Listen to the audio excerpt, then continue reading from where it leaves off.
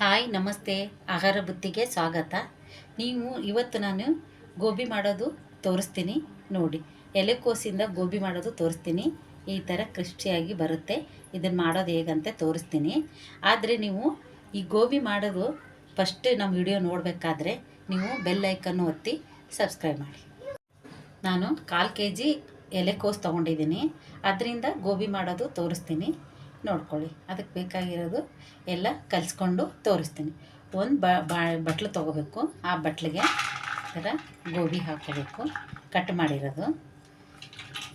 ಇದಕ್ಕೆ ನೀವು ಅಕ್ಕಿ ಹಿಟ್ಟು ಮೈದಾ ಹಿಟ್ಟಲ್ಲೂ ಮಾಡ್ಬೋದು. ನಾನಿವತ್ತು ಕಾರ್ನ್ಫ್ಲೋರ್ ಹಾಕಿ ಮಾಡ್ತಾಯಿದ್ದೀನಿ. ಯಾಕಂದರೆ ಕಾರ್ನ್ಫ್ಲೋರ್ ಹಾಕಿದರೆ ತುಂಬ ಚೆನ್ನಾಗಿರುತ್ತೆ.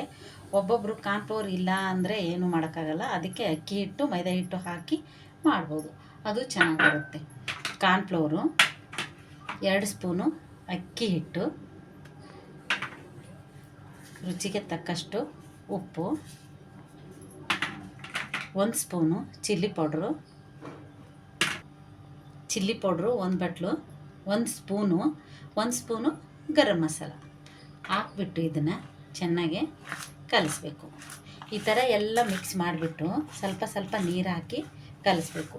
ಹೂಕೋಸಿಂದು ಗೋಬಿ ಮಂಚೂರಿ ಚೆನ್ನಾಗಾಗುತ್ತೆ, ಎಲೆಕೋಸದ್ದು ಚೆನ್ನಾಗಿರುತ್ತೆ. ನಾನಿವತ್ತು ಎಲೆಕೋಸದ್ದು ಮಾಡಿ ತೋರಿಸ್ತಾ ಇದ್ದೀನಿ. ಯಾವುದು ಫುಡ್ ಕಲರ್ ನೋಡಿ ಈ ಥರ ಕಲಿಸ್ಬೇಕು. ನಿಮ್ಮ ಕಾರ್ನ್ಫ್ಲೋರ್ ಏನಾರ ಕಮ್ಮಿ ಅನಿಸಿದರೆ ಇನ್ನೊಂದು ಸ್ವಲ್ಪ ಹಾಕ್ಕೋಬೇಕು. ಹಾಕ್ಕೊಂಬಿಟ್ಟು ಕಲಿಸ್ಬೇಕು. ನೀರು ಮಾತ್ರ ಜಾಸ್ತಿ ಹಾಕ್ಬಾರ್ದು, ಸ್ವಲ್ಪ ನೀರು ಹಾಕಿ ಈ ಥರ ಕಲಿಸ್ಕೋಬೇಕು. ನಾವು ಕಲಸಿದ ತಕ್ಷಣ ನಮ್ಮ ಕೈಗೆ ಎಣ್ಣೆಯಲ್ಲಿ ಈ ಥರ ಉಂಡೆ ಹಾಕೋಕ್ಕೆ ಬರ್ಬೇಕು. ಹಿಂಗೆ ನೋಡಿ, ಈ ಥರ ಉಂಡೆ ಹಾಕಕ್ಕೆ ಬಂದರೆ ಆವಾಗ ಗೋಬಿ ಚೆನ್ನಾಗಿ ಬರುತ್ತೆ. ಈ ಥರ ಕಲಿಸ್ಕೊಂಡು ನೆಕ್ಸ್ಟು ನಾನು ಎಣ್ಣೆಲಿ ಗೋಬಿ ಬಿಡೋದು ತೋರಿಸ್ತೀನಿ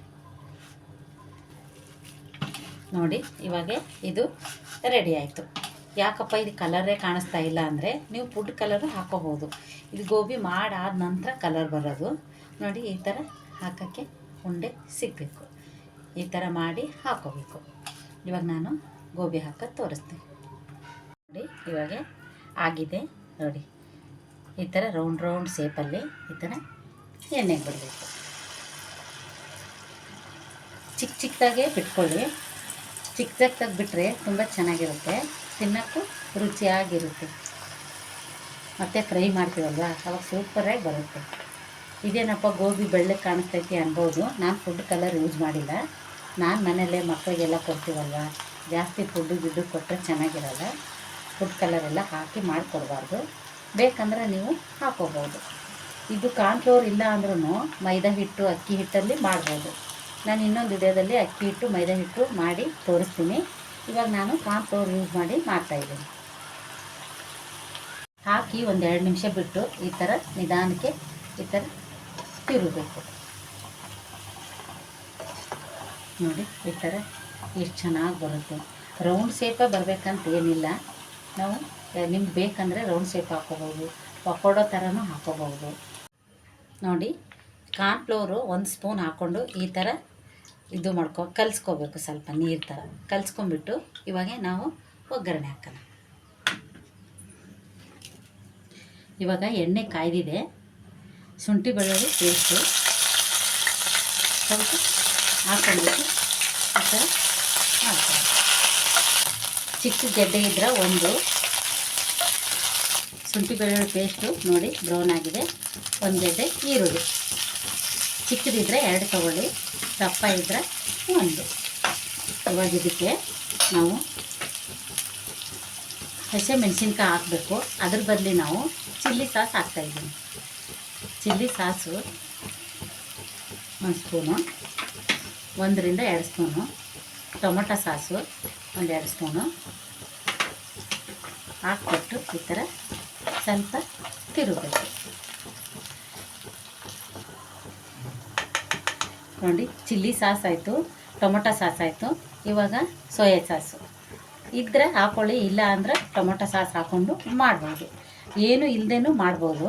1-2 ನಿಮಿಷ ಇದು ಆವಾಗಲೇ ನಾವು ಇದು ಮಾಡ್ಕೊಂಡಿದ್ದೀವಲ್ವ ಕಾರ್ನ್ಫ್ಲೋರ್ದು ರಸ, ಆ ಥರ ಇದನ್ನೇ ಹಾಕ್ಕೋಬೇಕು.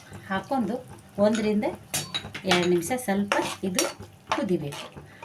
ಸ್ವಲ್ಪ ಕೊತ್ತಂಬರಿ ಸೊಪ್ಪು ಹಾಕಿ ನಾವು ಉಪ್ಪು ಹಾಕಿದ್ದೀವಿ. ನೀವು ಉಪ್ಪು ಬೇಕಂದರೆ ಮತ್ತೆ ನೋಡಿ ಹಾಕ್ಕೋಬೇಕು.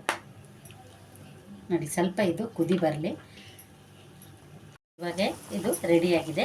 ಅದಕ್ಕೆ ನಾವು ಗೋಬಿ ತೆಗೆದಿರುವ ಎಣ್ಣೆಯಿಂದ ಇದನ್ನ ಹಾಕ್ಬಿಟ್ಟು ಸ್ವಲ್ಪ ಫ್ರೈ ಮಾಡೋಣ.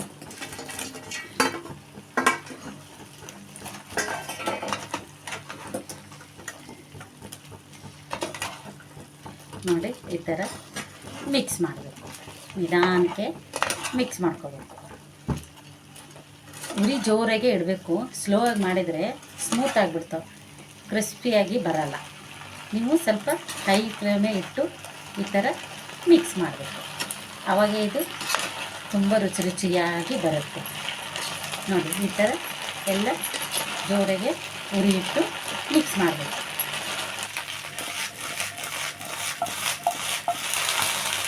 ನೋಡಿ, ಗೋಬಿ ರೆಡಿಯಾಗಿದೆ. ನಾನು ಇದಕ್ಕೆ ಸ್ವಲ್ಪ ಡಿಫ್ರೆಂಟಾಗೆ ಚೆನ್ನಾಗಿ ಕಾಣಲಿ ಅಂತ ಎಲೆಕೋಸು ಮಾಡಿದ್ದು, ನಿಮ್ಗೆ ಗೊತ್ತಾಗಲಿ ಅಂತ ಎಲೆಕೋಸು ಹಾಕ್ತಾಯಿದ್ದೀನಿ. ನೋಡಿ, ಈ ಥರ ಸ್ವಲ್ಪ ಕೊತ್ತಂಬರಿ ಸೊಪ್ಪು. ಬೇಕಂದರೆ ನೀವು ಚಿಲ್ಲಿ ಸಾಸ್ ತೊಗೊಂಡು ಸಾಸ್ ಜೊತೆಗೂ ಸರ್ವ್ ಮಾಡ್ಕೋಬೋದು. ಇದು ಇಷ್ಟ ಆದಲ್ಲಿ ನಿಮಗೆ ಲೈಕ್ ಮಾಡಿ, ಶೇರ್ ಮಾಡಿ, ಸಬ್ಸ್ಕ್ರೈಬ್ ಮಾಡಿ. ನೋಡಿ, ಗೋಬಿ ರೆಡಿಯಾಗಿದೆ. ನಿಮ್ಮ ಜೊತೆಗೆ ಗೋಬಿ ರೆಡಿಯಾಗಿದೆ. ನೀವು ಸಾಸ್ ಜೊತೆಗೂ ತಿನ್ಬೋದು, ಹಾಗೇನೂ ತಿನ್ಬೋದು. ಈ ಗೋಬಿ ನಿಮ್ಗೆ ಇಷ್ಟ ಆದಲ್ಲಿ ಲೈಕ್ ಮಾಡಿ, ಶೇರ್ ಮಾಡಿ, ಸಬ್ಸ್ಕ್ರೈಬ್ ಮಾಡಿ. ನಮಸ್ತೆ.